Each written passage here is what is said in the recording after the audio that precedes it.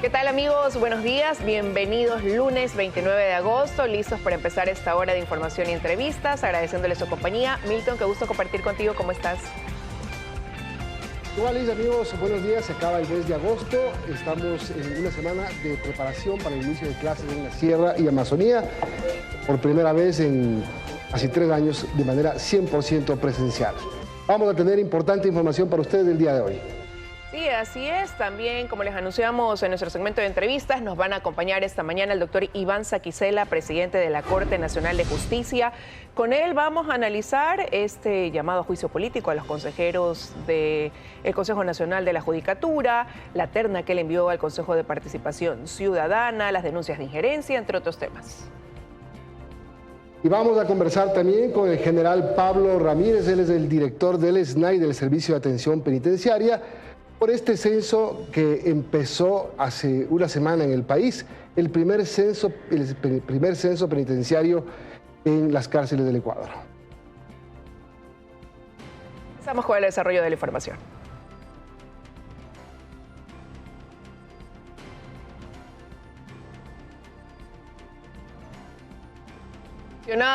Milton y amigos, con 87 votos a favor, el Pleno de la Asamblea decidió dar paso al juicio político contra 3 vocales del Consejo de la Judicatura, incluido el actual presidente de ese organismo, y también incluir dentro de esa decisión a la expresidenta del Consejo, María del Carmen Maldonado.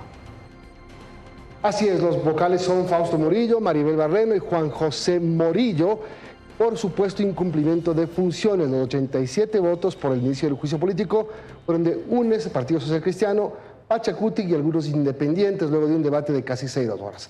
Veamos el reportaje. Es un hecho. Los 3 vocales del Consejo de la Judicatura, Fausto Murillo, Juan José Morillo, Maribel Barreno y la expresidenta del organismo, María del Carmen Maldonado, fueron llamados a juicio político por el Pleno de la Asamblea Nacional la tarde de este domingo 28 de agosto en una sesión virtual. La moción para que se dé paso al enjuiciamiento fue presentada por el legislador del correísmo, Fernando Cedeño. Iniciar el proceso de enjuiciamiento político de los señores y que la ponga en consideración de la Asamblea Nacional. Y fue aprobada con 87 votos a favor y 49 abstenciones. La decisión de llamarlos a juicio llegó a manos del Pleno del Legislativo con un informe de posiciones, pues en la Comisión de Fiscalización no hubo los votos para aprobar el informe borrador que recomendaba el archivo del juicio. La legisladora de UNES, Viviana Veloz, interpelante, fue clara en su posición. Se señaló y se probó que existió y aún existe incumplimiento de funciones por parte de estos malos funcionarios. Y como ya lo habían anunciado, la izquierda democrática, la bancada del oficialismo y Pachacuti se mostraron en contra del juicio político bajo estos argumentos. No nos vamos a subordinar a sus apetitos políticos para garantizar la impunidad de sus delitos y de su corrupción. Durante el proceso de evaluación se pudo determinar que el 80% de jueces y conjueces ostentaban una exquisita precariedad, una enorme mediocridad. El Pleno está llamado para reunirse el 31 de agosto de 2022 a las 19 horas y tratar el juicio político en contra de los vocales. Para la destitución y censura se necesitan 92 votos. En Quito, Karen Aro Ruiz, 24 horas.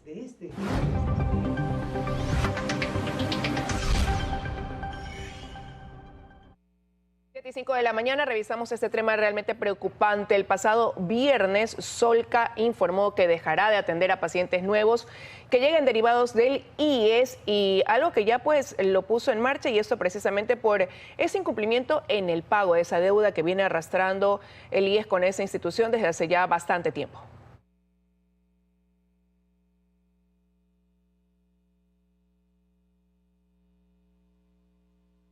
Bueno, y este fin de semana se dio un cruce de comentarios entre ambas instituciones a través de comunicados. El Solca decía en este comunicado que sustentan su decisión en la falla dentro de las negociaciones para el pago de la deuda que mantiene el IES, que ha venido realizando sí desde abril pasado, pero que sin embargo no hay acuerdo de pago que se haya dado de manera, de la forma en que ellos esperaban, ¿no? Dicen que la mayoría de los núcleos han tenido acercamientos directos con el IES y que no se quiere pagar de manera igual a todos, y eso es lo que ellos están rechazando. Y hemos dicho, no podemos seguir en esas circunstancias esperando ofertas y no pagos. Y hemos decidido no recibir más pacientes nuevos. Los pacientes que están en tratamiento seguimos atendiendo para su tratamiento y seguimos atendiendo para los controles que tienen que hacerse. Bueno, esa es la posición de uno de los directores del IES, pero hay que mencionar que también el IES respondió a través de comunicados una vez que Solca lo hizo, ¿no? Y por su parte lo que han dicho ellos a través de ese comunicado es que están avanzando con los procesos administrativos para poder cumplir con esta deuda, aunque ya han ido realizando ciertos pagos. Al final del comunicado que emitió el IES el fin de semana, le pide a Solca que reconsidere esta decisión que puede poner en riesgo la vida de los pacientes y no tener más adelante que lamentar la muerte de uno de ellos, ¿no? Y además decían que ellos están firmes en ese compromiso de poder pagar. Esos son los dos comunicados que se emitieron durante el fin de semana, pero queremos monitorear cuál es la situación esta mañana. Así que nos vamos a enlazar con Vanessa Robles para que ella nos amplíe la información a través del siguiente informe. Ante el incumplimiento de un convenio de pago por 34 millones de un total de 140 millones de dólares pendientes por servicios oncológicos desde el 2008, Solca decidió suspender la atención desde este lunes para los nuevos pacientes derivados del IES. Esto en medio de un ambiente que llena más de incertidumbres que de certezas a los usuarios y sobre todo a quienes ya vienen atendiéndose desde hace meses, ya que temen que esta decisión pues se amplíe ante el no pago de la deuda que tiene el Seguro Social con los 7 núcleos de Solca a nivel nacional. Esto se venía advirtiendo ya desde hace algunos meses, sin embargo, hoy se determinó esta decisión ante la falta de recursos económicos, sobre todo para cubrir los pendientes que tiene Solca en este servicio que brinda hacia los pacientes con enfermedades catastróficas. Gracias, Vanessa, y ojalá esta situación se supere lo más pronto posible, porque como ustedes ven, los que sufren son los pacientes que necesitan la atención para sus tratamientos oncológicos. De la mañana con 8 minutos. Diga. Solamente voy a agregar, Milton, que recordemos que este tema también se lo puso sobre la mesa en mayo, cuando se dieron reuniones y se les dijo a Solca que iban a pagar, y a ellos hicieron este anuncio de suspender la atención, que finalmente pues se termina cumpliendo 3 meses después ante el incumplimiento y la metodología que están utilizando de diferenciar el pago entre un núcleo y otro. Así es, vamos a la pausa, regresamos enseguida con más noticias. Y luego 13 minutos de la mañana y luego de que se inició el diálogo, el acercamiento entre la Asamblea y el Ejecutivo, inició ya la construcción del nuevo proyecto de ley de inversiones, que es uno de los puntos fundamentales de esta hoja de ruta que se está trazando justamente hoy en una reunión. Recordemos que en esa comisión mixta, donde están los representantes del Ejecutivo y Legislativo, decidieron que se abordarían de 2 tipos los temas a tratar. Uno técnico, que ya la reunión se realizó el viernes, y otro de manera política, que se realizará hoy. En esta mesa política, Milton y amigos, se prevé que quienes estén ahí sean los encargados de definir esa hoja de ruta, realizar seguimiento, buscar los consensos, y van a aprobar, será quienes aprueben primero los ejes de trabajo. Y en este caso, el secretario jurídico de la Presidencia, Fabián Pozo, ha puesto algunos temas ya para delinearlos como tratamiento nuevamente de este proyecto de ley de inversiones. Claro, incluso se habla de la posibilidad de presentarlo en varios paquetes, ¿no? De acuerdo a los consensos que se vayan encontrando entre las dos funciones del Estado. Así que ojalá esto sea una buena noticia y empiece una nueva relación entre Ejecutivo y Legislativo. Veamos el reportaje.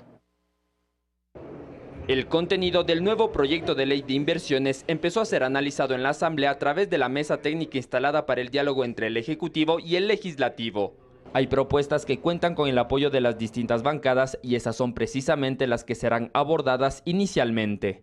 Podría destacar 3 temas que pueden ser importantes. El primero tiene que ver con todo el tema de alianzas público-privadas. Lo otro tiene que ver con zonas francas. Y hay un tercer elemento que me pareció interesante en la propuesta de inversiones con respecto a un régimen especial o una serie de incentivos, sobre todo para el sector de cine y audiovisuales. Pero hay otros puntos que ocasionaron que el anterior proyecto de ley sea negado por el Parlamento hace 5 meses y son los que pondrán a prueba la capacidad de alcanzar consensos entre el gobierno y la Asamblea. algunas líneas rojas. Había una serie de reformas al Código Orgánico Monetario y Financiero. En la reunión del viernes, el secretario jurídico de la presidencia, Fabián Pozo, explicó que desde el gobierno existe la apertura para recoger las propuestas de todas las bancadas. Tenemos que ponernos de acuerdo en las temáticas, tenemos que ponernos de acuerdo en lo que no se toca, en lo que sí se toca. También señaló que pese a la importancia que tiene esta normativa para el gobierno, no existe una fecha definida para tener lista esta nueva propuesta que busca atraer inversiones al país. El país tiene urgencia, pero como le digo, también dicen, vamos despacio que tenemos prisa. Lo más importante es ir seguro. Los delegados de las 5 bancadas y del Ejecutivo se reunirán todos los viernes para la construcción de este nuevo proyecto de ley. Alberto Luna, 24 horas. Hay mucha expectativa en la Sierra y Amazonía porque este jueves, 1 de septiembre, casi 2 millones de estudiantes empezarán su año lectivo, su año escolar, y lo harán de manera presencial. Están comprando los útiles escolares, los uniformes que vuelven a ser obligatorios con ciertas excepciones, y ustedes pueden ver imágenes, ya empieza la gente a normalizar la presencia en las papelerías, en los diferentes centros donde se venden libros, cuadernos, útiles escolares, para poder llegar al inicio de clases, que va a ser el 1 de septiembre, paulatinamente, en los diferentes establecimientos de la Sierra y Amazonía. Y algo que también se espera, incluso desde el Ministerio de Educación, sumado al Ministerio de Salud, Milton, es que ese 23% del personal docente y administrativo que aún falta por inocularse con sus refuerzos contra el COVID-19 también lo hagan. Algunos de los que están incluidos dentro de ese porcentaje seguro aprovecharon este fin de semana que fue esa gran minga a nivel nacional, porque todavía pues hay, como digo, ese más de un 20% que no han recibido sus refuerzos, y se hacía ese llamado a propósito del inicio del año escolar en la Sierra y Amazonía. Los años de pandemia nos han dado un rezago escolar. Ha habido problemas socioemocionales de los estudiantes, y además la educación es un motor fundamental en la economía del país.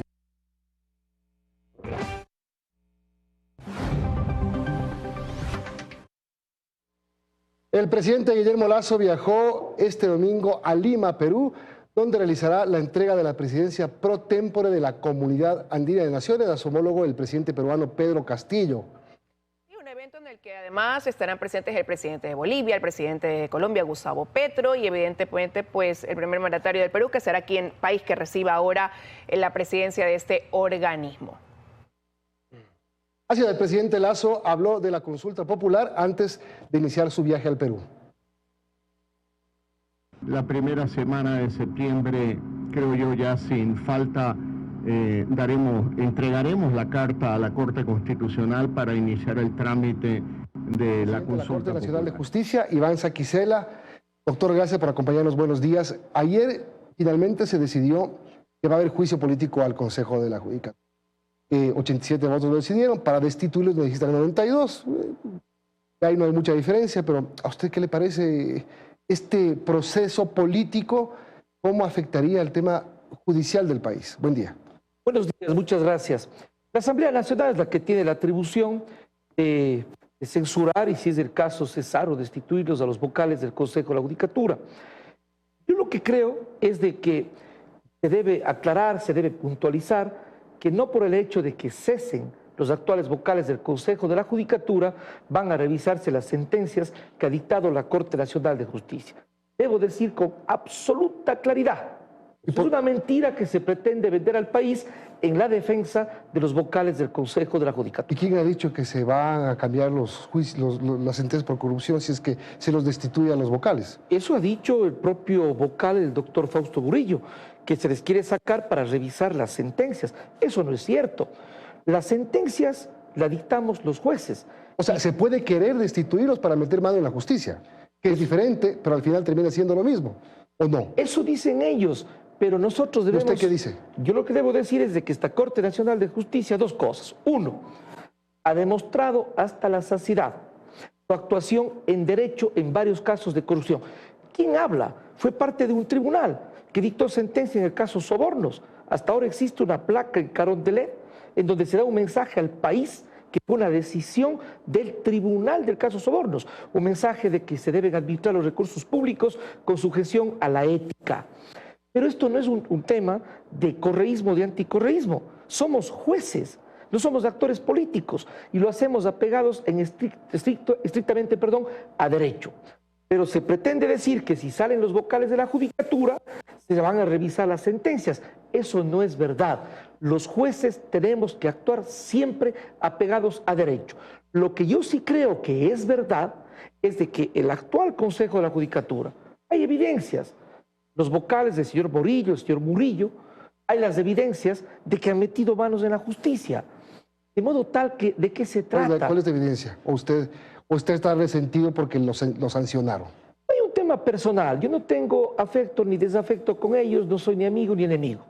Naturalmente que una de las muestras es de que mi suspensión fue arbitraria, fue ilegítima, y además con la intención de retirarme del cargo para evitar que se nombre la terna, al titular, del Consejo de Judicatura a partir de la terna. Hasta el día de hoy no se nombra al titular del Consejo de la Judicatura. Pero algo más, usted conoce como periodista, hay audios en donde con absoluta claridad, ¿qué es lo que se evidencia? La interferencia, la intromisión de autoridades de la justicia hablando con los jueces. De modo tal que si esto es así, ¿cómo podemos hablar de independencia judicial? Yo creo que el país debe conocer que lo que se trata es luchar por la independencia judicial, por un auténtico Estado de Derecho, que nadie meta manos en la justicia, ni de un sector político, ni de otro sector político. De manera tal que yo creo que vale la pena decir al Ecuador que no nos vayamos a engañar ni a caer en error, que porque cesan los vocales de la judicatura, casi que automáticamente se vayan a revisar las sentencias. Eso no es cierto. La gran mayoría de sentencias adoptadas están firmes y naturalmente se ha actuado no por condiciones políticas, sino porque ha correspondido en derecho. Doctor Saquicela, buenos días. Y finalmente, pues, una mayoría del Pleno de la Asamblea efectivamente decide dar paso al tratamiento al inicio de este juicio político en contra de los consejeros del Consejo Nacional de la Judicatura, pero en medio de eso también ese fuego cruzado que se abrió la semana pasada en la izquierda democrática, y esto a propósito de que señalaban que usted estaba haciendo un lobby para interferir en la decisión también en esos votos, ¿no?, que lleven a este juicio político. Y el asambleísta Bacigalupo sigue sosteniendo que usted lo llamó. Ese es un tema que aún sigue quedando pendiente también, pese a la resolución de dar trámite a ese juicio. Mire, yo escucho la intervención del señor asambleísta, unas otras personas. Yo no soy un actor político, yo no estoy en la asamblea para debatir con el asambleísta Bacigalupo. Yo tengo un rol diferente. Sin embargo, quiero ser absolutamente claro. Hemos demostrado hasta la saciedad de que eso es falso. Recuerde usted, Liz, le dijo uno que yo estoy en Nueva York reunido con el abogado Nebot. Le indicó una fotografía de alguien que supuestamente era yo. Definitivamente se demostró que no era quien habla. Dos, el mismo señor asambleísta, que yo estaba en Bogotá reunido con alguien. Falso, mentira. Tres, de que yo le he llamado. Él me escribió, él me llamó. Yo le devolví la llamada, no he hablado con él, no tengo por qué hablar. Yo no soy un lobista. ¿Qué es eso? ¿Qué es esa adjetivación que nace propiamente de actores políticos? ¿Qué hay, doctor, entonces detrás de todo esto que le están inventando? Todo lo que usted ha señalado es falso. Lo que existe es lo siguiente. Hay un trasfondo de meter las manos en la justicia, de politizar la justicia. No es politizar la justicia hacer un debate y una discusión entre quienes están a favor de un sector político, ¿pero quién la quiere quienes politizar? Están en contra de otro sector político.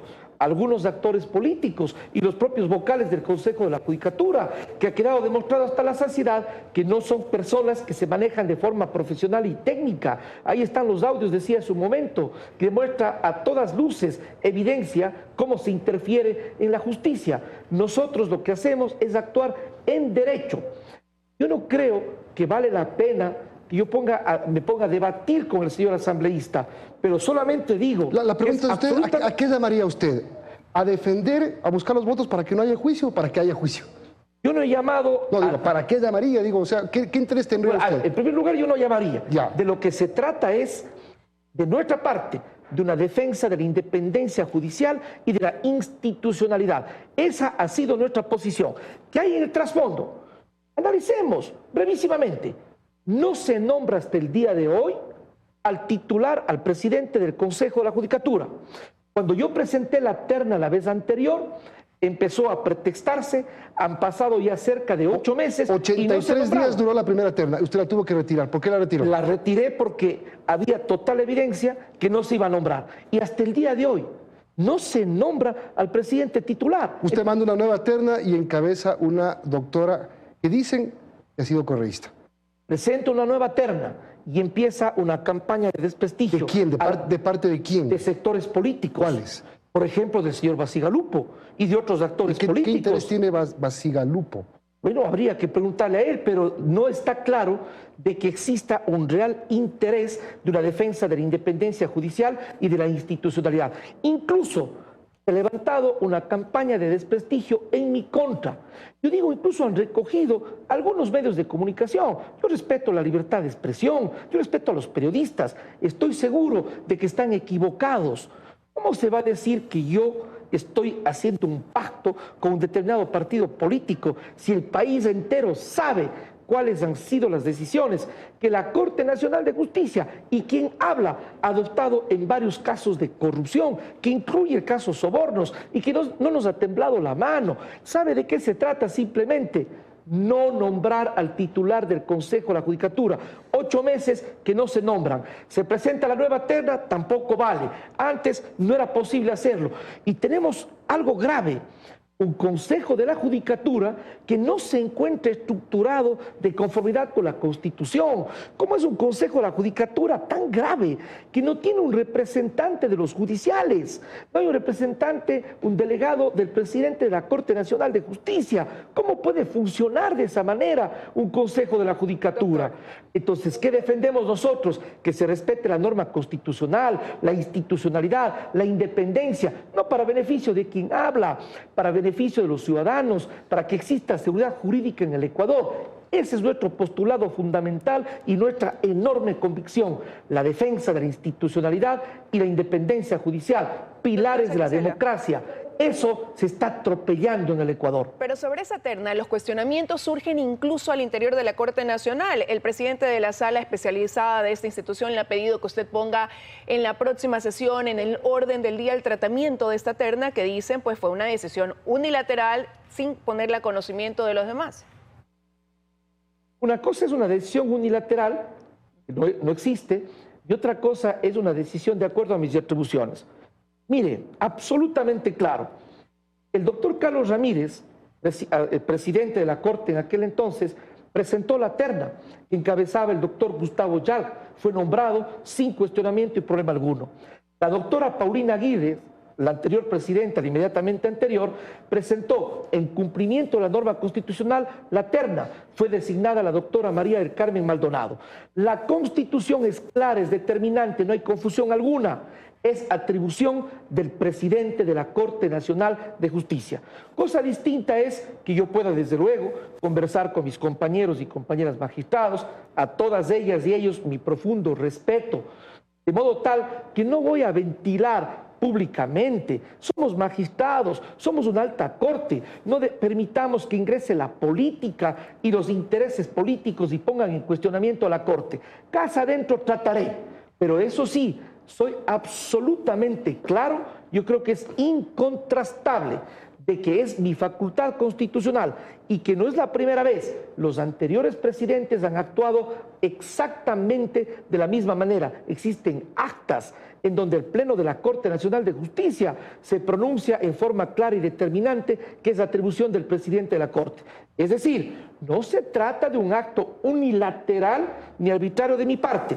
Yo soy un hombre de derecho, el país me conoce, he actuado de conformidad con la Constitución y la ley. Doctor, y ante los cuestionamientos, usted decía la semana pasada que no tendría reparo en corregir o en retirar esta terna si es que habían actos reñidos con la ley o la ética. Ante cuestionamientos que han hecho los propios magistrados, el presidente, por ejemplo, de la Comisión de Fiscalización de la Asamblea, ¿cabría el análisis de alguna de estas dos opciones, o corregir o retirar? ¿O se mantiene firme la terna que envió?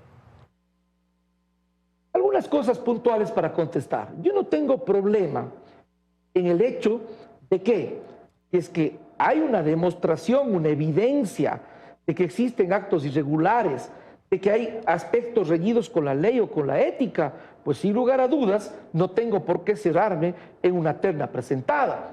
Pero antes puntualizo que es mi facultad, que no es un acto arbitrario y algo más, que no existe absolutamente ningún componente político, ningún pacto y es absolutamente mentira que se van a revisar las sentencias. Eso es falso. Y algo más, yo presenté una terna de 3 judiciales, 2 mujeres, he privilegiado a la mujer, mujeres que han sido fiscales y que son juezas de las ciudades de Quito y la ciudad de Guayaquil, y el doctor Barco Tello, un funcionario de la Corte Nacional de Justicia. Siempre van a haber cuestionamientos a los jueces adoptan sentencias, unos están a favor, otros están en contra, en la medida en que se pueda señalar y se pueda evidenciar actos reñidos con la ley o con la ética, es una cosa distinta. ¿Y a usted qué le garantiza que el Consejo de Participación Ciudadana va... Ahí se cayó. Bueno, va a elegir a alguien de la terna? ¿Y no va a pasar lo mismo que con la primera terna? Tiene la obligación de hacerlo. Yo hago un llamado, un pedido respetuoso a las diferentes autoridades del Estado a que respeten la norma constitucional. Tiene que nombrarse. No puede permanecer un Consejo de la Judicatura sin un presidente titular. ¿Hasta cuándo va a esperar usted con esta terna? Así como la otra esperó 83 días, ¿esta hasta cuánto usted la va a aguantar? Voy a esperar la respuesta. Porque si no quieren elegir presidente de la Corte, del Consejo de la Judicatura, no van a elegir con ninguna terna. Podría ser, y yo le asisto a la razón. Por eso precisamente es que en el trasfondo existe el interés de no nombrar la terna y vienen los cuestionamientos. Yo lo que hago es defender a la institucionalidad y es necesario, indispensablemente, un Consejo de la Judicatura debidamente estructurado. Ahí está el problema de fondo. No es posible que se cuestione la terna, se cuestione al presidente de la Corte, se pretenda desprestigiarle, ahora resulta que soy de tal o cual partido político solamente para no nombrar la terna. Eso es irreal. El país tiene que saber que se ha metido las manos de la justicia, que este propio Consejo de la Judicatura ha afectado a la institucionalidad. Y yo lo que hago es defenderla desde un punto de vista jurídico, desde un punto de vista técnico, con absoluta seriedad. ¿Usted esperaría entonces, doctor Saquicela, que ya ese compás de espera en el que ha entrado el Consejo de Participación Ciudadana para el análisis de la terna que usted envió, entonces comience a enrumbarse una vez que ya la Asamblea ha dado inicio al trámite del juicio político en contra de los vocales del Consejo de la Judicatura? Bueno, la Asamblea Nacional resolverá eso. Justamente yo soy respetuoso de otro poder del Estado. Mire usted cómo yo no estoy interfiriendo en otro poder del Estado, yo no digo lo que deben decir y lo que deben hacer. Eso es democracia, eso es derecho. Ellos resolverán qué van a decidir, qué van a definir con respecto a los vocales del Consejo de la Judicatura. De nuestra parte, nuestro pedido es que se respete la Constitución y la ley, que se estructure adecuadamente el Consejo de la Judicatura, y de ahí es importante en el país debatir una reforma judicial que incluye, en mi opinión, inclusive una reforma del propio Consejo de la Judicatura en cuanto al alcance de sus atribuciones. ¿Para qué? Para cuidar la institucionalidad del país. Mire, brevemente, se ha dicho que si cesan los vocales de la Judicatura, se van a tomar sectores políticos la Judicatura.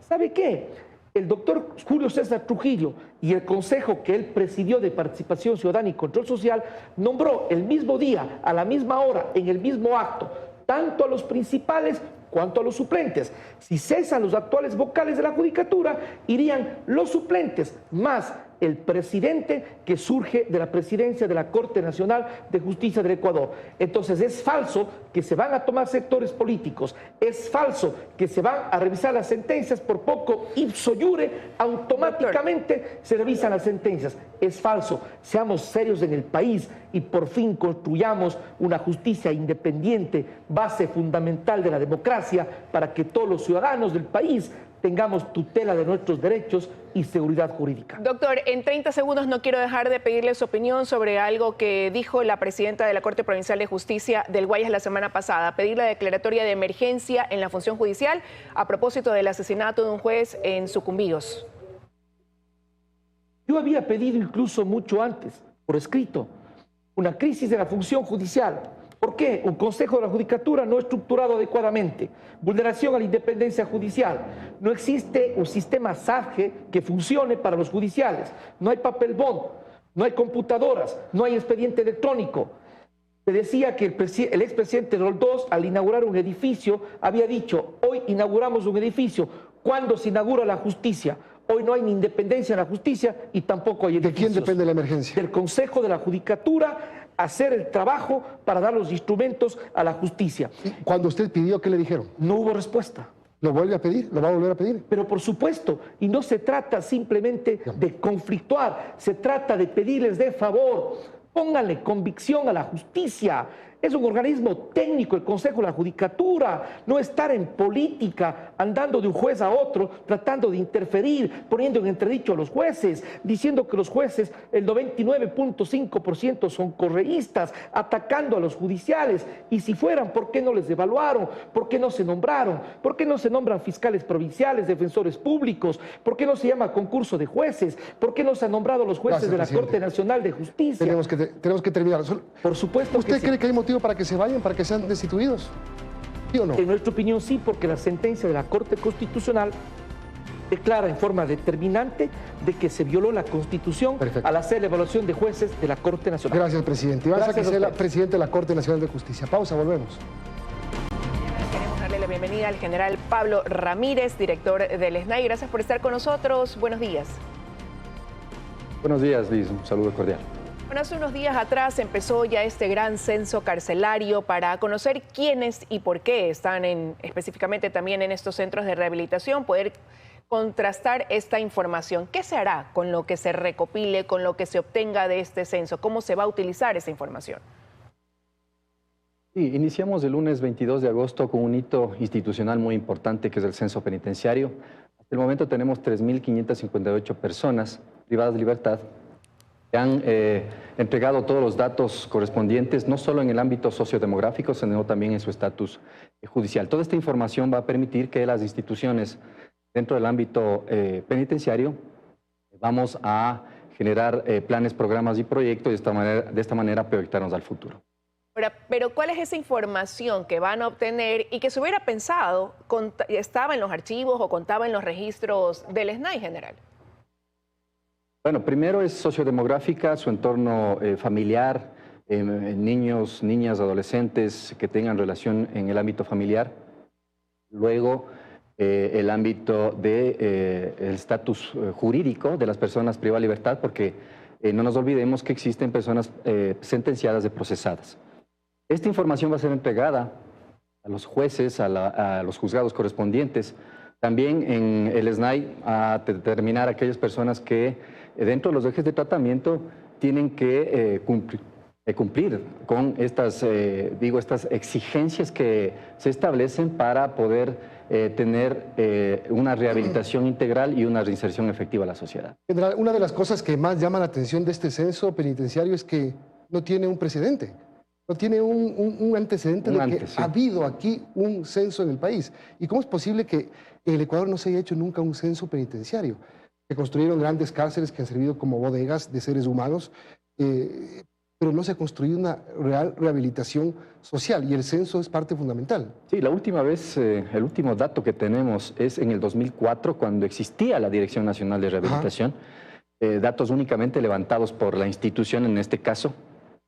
Sin embargo, hoy es la primera ocasión que se levanta con una metodología del INEC en la que no interviene únicamente el INEC, sino también el registro civil por el derecho a la identidad. El día de ayer conversaba con un privado de libertad en el INCA que no tenía cédula. Entonces, con esta información vamos a planificar con el registro civil una campaña de cedulación. Y que quede claro que este no es un censo para saber cuántos hay y cuántos y qué porcentaje realmente existe de hacinamiento. Bueno, de los registros que tengo del año 2004, incluso hay personas con doble identidad. existía en esa época personas que estaban reemplazándoles a otras, pero dentro de los centros. Es decir, cosas que hoy escucharemos con una relación. Vamos a confirmar que las 32.544 personas que hasta este momento están en los centros, que representa el 7.87% de hacinamiento, sean las que físicamente están en el lugar y que correspondan a la identidad correspondiente. Ahora, general, ¿cuántas personas ya han sido censadas hasta el momento y cómo va a avanzar ese cronograma que arrancó en Carchi, en Loja? Tenemos 3.558 personas, es decir, más del 10%, y hemos avanzado en 7 centros. No hemos tenido ningún inconveniente, estamos cumpliendo con el cronograma establecido de acuerdo a la planificación. Pero esta información irá cambiando durante esos 3 meses y me refiero a que esto va ligado también con un tema que usted ya nos ha comentado anteriormente, reducir ese hacinamiento, ¿no? En diciembre del año pasado se hablaba de un 26,83%, ahora usted ha señalado que hay un 7,86%, pero que la meta de diciembre es llegar a 0. ¿Cuáles son las estrategias que se siguen implementando para llegar a esa meta, general? Bueno, el primero, nuestro proyecto Renacer, donde se incorporaron 100 profesionales, donde hemos simplificado varios de los trámites que antes se consideraban como burocráticos, incluso donde podían ser susceptibles de corrupción. Segundo, con la Corte Nacional de Justicia, con 5 resoluciones que son fuerza de ley precisamente para articularnos institucionalmente. También con la Judicatura, con el objeto de ya sistematizar ciertos requisitos, en algunos casos eran pedidos de manera física, y obviamente el indulto presidencial con el decreto 355, que hasta el momento tenemos 857 personas. General, aparte del censo, que tiene que terminar en 3 meses, es decir, para noviembre debe estar listo, ¿verdad? Hay cosas que se están haciendo a la par y se tienen que hacer, como por ejemplo los 1.400 guías penitenciarios, la compra de escáneres y muchas otras cosas más para garantizar la seguridad de los centros penitenciarios. Sí. ¿Cómo va eso? Sí, todo es integral. Vamos con 1.300 personas que se incorporaron como aspirantes a agentes penitenciarios y 100 inspectores educadores que son quienes trabajarán con los adolescentes infractores. Luego está la inclusión de tecnología, equipamiento, inhibidores, escáneres. También estamos con una planificación de infraestructura para la intervención en diferentes centros. Es decir, es algo integral. Es por primera vez que se establece una planificación estratégica 22-25 para que no únicamente sea un problema gubernamental, sino que trascienda a los estados. Y los presupuestos que ustedes tienen, el presidente anunció varios millones para atender esta emergencia. ¿Cómo están ejecutándose? Sí. Porque tengo entendido que no hay una ejecución alta pese a la emergencia que tenemos. En este momento tenemos una inversión de $30 millones, una ejecución del 42%. Sin embargo, muchas de las ocasiones, como este equipamiento es traído del exterior, está en aduanas, en las próximas semanas ya serán implementando algunos de ellos, pero estamos con el firme convencimiento de que se 42%, estamos empezando septiembre, ¿sí alcanzarán a tener por lo menos un porcentaje superior al 70%? Sí, alcanzaremos porque muchos de ellos, cuando se firma el contrato y se entrega el total de los recursos, ahí es cuando ya se realiza el registro del comprometimiento. General, y hablando de estas metas que se han puesto, usted hace un momento señaló dentro de las estrategias para reducir el hacinamiento la entrega de indultos. Se lo han conseguido a más de 800 privados de la libertad, pero la meta era llegar a 1.500. ¿Hasta cuándo esperan cumplir esta meta? ¿Y cómo se hace ese proceso de selección también de aquellos que se acogen a este beneficio? Bueno, las personas que hoy están siendo beneficiadas del indulto son aquellas que ya cumplieron el 40 y el 60%, que incluso tienen informes disciplinarios favorables, quienes han cumplido con los ejes de tratamiento. Es decir, no estamos sacando a personas que no se lo merecen, sino más bien que estaban represadas muchas carpetas porque el tema burocrático, inclusive por hechos de corrupción. Estamos con un plan anticorrupción que permitirá eliminar todo este tipo de acciones. Claro, no es únicamente los indultos, también está el proyecto Renacer, también están todas aquellas simplificación de trámites con nuestro sistema informático que también será muy importante dentro del ámbito penitenciario, porque va a ser interconectado con otras instituciones que tienen que ver con el ciclo jurídico penitenciario. Hablemos Policía Nacional, Registro Civil, la Corte Nacional, Judicatura, Fiscalía, y de esta manera contribuir a una agilidad en los trámites y no permite este represamiento para que, si llegamos a la meta de 0% en diciembre, que no en enero o febrero volvamos a tener hacinamiento, sino más bien que haya una continuidad. Pero y dentro de eso también se enmarcan estas medidas que otorgan ciertos jueces para evitar también que se genere ese hacinamiento, como la colocación del dispositivo que es el grillete electrónico, por citar uno de esos. Y ahí la pregunta y la duda es, ¿se está haciendo el monitoreo adecuado? Si consideramos, por ejemplo, lo que pasó en uno de los recientes casos, este atentado al Cristo del Consuelo. Una de las personas implicadas, alias Morado, cargaba un grillete, circulaba libremente y estaba vinculado con ese atentado terrorista. Bueno, hay diferentes restricciones. Acorde a las medidas sustitutivas del juez, le establecerá, por ejemplo, que no pueda salir del domicilio, de la provincia, de la ciudad o del país. ¿Hay la garantía del monitoreo de ese dispositivo? Por ejemplo, ¿ustedes tienen la certeza de que se hace ese seguimiento a esa persona a la que se le coloca un dispositivo electrónico como ese? Sí, cada una de las personas que están procesadas, son más de 500 personas que tienen el dispositivo de vigilancia electrónica. Se realiza el monitoreo, pero que no salga de la cerca que se ha establecido como una restricción. Pero de las actividades ilegales que realizan, este es ya un ámbito investigativo que está por parte de la Policía Nacional. Tenemos que terminar, general. Solamente algo más para cerrar. ¿Cuándo llegan los escáneres y todo el equipamiento tecnológico que necesitan las cárceles? Ya nos dijo cuándo está el censo y ya nos dijo cuál es la meta que se aspira para cero hacinamiento. El tema del equipamiento. Están entre 90 y 150 días, cada uno de los... Desde hace 30 días que iniciamos, sí, pero cada uno va a tener una particularidad, que se van instalando. Todo es un proceso integrado. Por ejemplo, tenemos salas de monitoreo de los 36 centros de personas adultas privadas de libertad y de los 11 centros de adolescentes infractores, es decir, 47 que van a estar monitoreadas permanentemente. Luego se irán incorporando escáneres, body scan, inhibidores de señal, también arco detector de metales y todas aquellas situaciones que tienen que ver con la seguridad dinámica están integrados. Gracias, general. General Pablo Ramírez, director del SDAI, suerte con el censo, este hito importante para la población carcelaria del país. Buen día. Muchas gracias, buenos días.